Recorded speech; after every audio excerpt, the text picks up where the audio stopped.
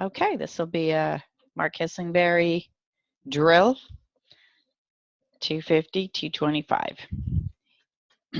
Here we go.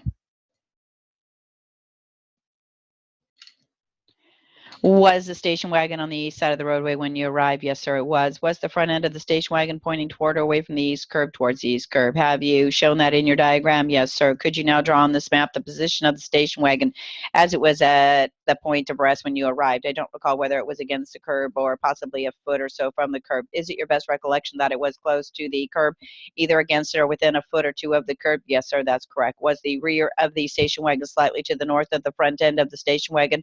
Possibly. I have no independent recollection of this. Is the area where this accident occurred fairly well lighted? Yes, sir, it is. After you arrived and conducted an investigation of the accident, did you or your partner assist Mrs. Hall in going from the accident location to her home? Yes, sir, that's correct. Did one of you drive the station wagon from the accident location to Mrs. Hall's home? Yes, sir, I did. Was her home close to the place where this accident occurred? Yes, sir. Did you drive the station wagon from the accident location to her home? Yes, sir, I did. To do that, was it necessary for you to get into the driver's seat of the station wagon? That's correct. You have indicated the area was fairly well lit. Is that correct, sir? Yes, sir. Was an ambulance present when you arrived? Yes, sir. Did the ambulance approach the area from the north? I'm assuming it did. It was parked just south of the vehicle in question. Do you recall whether it had its lights on? Yes, it did. When you parked your vehicle, did you park south of the station wagon? Yes. Were the headlights on your vehicle shining towards the station wagon? Yes, sir. Do you know whether or not Mrs. Hall requested or was offered medical assistance by the ambulance personnel? Yes, sir. Do you know whether she declined or accepted medical assistance from the ambulance personnel? She refused medical assistance. Do you recall whether you or your partner also asked her if she would accept medical assistance? I have no independent recollection of this. When you got into the station wagon before driving to Mrs. Hall's home, was it necessary for you to familiarize yourself with the control systems in the station wagon? Yes, sir. Did this include the location of the accelerator pedal? Yes, sir. The brake pedal? Yes. The steering gear adjusting lever? Yes. The handbrake? Yes. When you sat in the car familiarizing yourself with the car, did you have the door open so that the lights inside the car would not be on? I don't recall whether I had the door open or not after I sat down. Do these appear to you to represent Deep Canyon at the time of the accident? I have known Deep Canyon over what period of time? The last 6 years. To your knowledge, have there been any changes in the roadway in Deep Canyon over the last 6 years? Not to my knowledge. Have you inspected Deep Canyon over the last 6 years to see if there had been any changes? No, sir, I have not.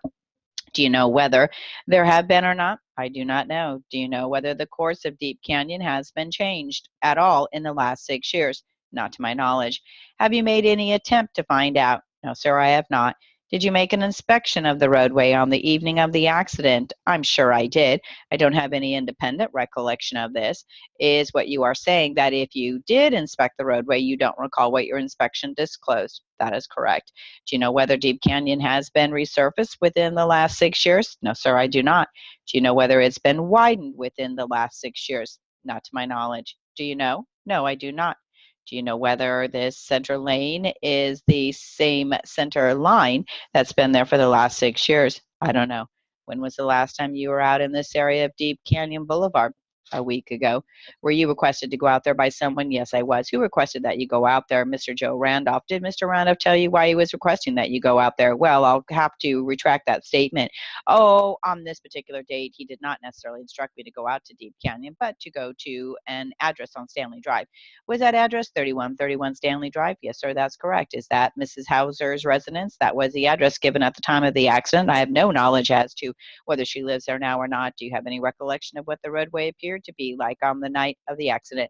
It appeared to be, as the photographs show, an asphalt roadway. It was approximately 40 feet in width with a set of double yellow lines running down the center of the roadway. These pictures appear to have been in daylight, don't they? Yes, sir, that's correct. Well, do you know whether you were asked to go out there in connection with this case? I assume so. Did you go out there on your spare time or while you were on duty? On my way home. You stated before that not only were you asked to go up to Mrs. Hauser's home, but you were also asked to go to the approximate location of the accident on Deep Canyon. Is that true? That's correct. Who requested that you go there, Mr. Randolph? When were you requested to go to the approximate location of the accident on Deep Canyon? Approximately 3 or 4 weeks ago. And when did you actually go? Approximately the same time. Are you a police officer with the city of Milwaukee? Yes, sir. Calling your attention to the 28th day of January of this year. Did you see the defendant on that day? Yes, sir, I did. And will you tell us where you saw him? When I first saw him, it was on South Main Street. What was he doing, if anything? He was just pulling off the main highway. Was he walking or what? No, sir, he was driving a vehicle. Okay. Can you describe this vehicle to me? Yes, sir. It was a 1988 Ford, blue in color.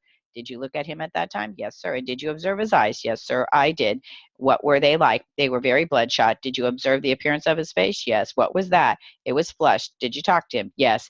What was the manner of his speech? Well, I described it as thick-tongued and aggressive. Speak up a little more, officer, please. He was very thick-tongued in speech and had what we call a smart attitude. Did you see him walk on this occasion? Yes, sir, I did. What was the manner of his walk? Very staggering. Very what? Very staggering. Did you see him turn on one foot? He tried to turn on one foot. And did he accomplish that? He was unable to do that. He couldn't turn? No, sir. Did you see him do anything else? When I first got out of the car, I asked him to step out of his car. He was unable to stand straight. He had to fall back against the car several times to keep his footing. And did you have him do anything with his hands? No, sir, I didn't. Did you smell his breath? Yes, sir. What was it like? A very strong alcohol odor. Now, have you seen people in the past that you knew to be intoxicated? Yes, sir. Were you able to form an opinion at this time as to the condition of the defendant as to sobriety? Yes, sir, I was.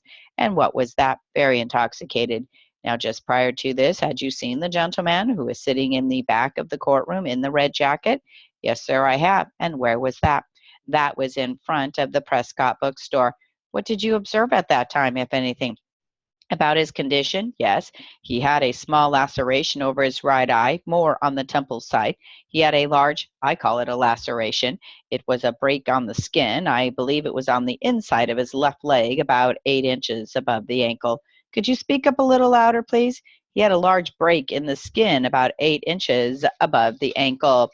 Did you have to travel frequently in your job? Well, I would like to define what you mean, and then I will answer the question. How often did you leave home in a period of a month? I would say I would be gone once a week. You would leave home once a week? Yes. Do you mean one day a week? Would you go for any period of time extending beyond one day? I have not taken all my trips and averaged them out. If I had to do that, they would average out to one trip a week, which would encompass leaving in the morning of one day, staying overnight, and returning home the next afternoon. Have you ever made trips that extended for a period of 4 to 5 days? Yes, I have.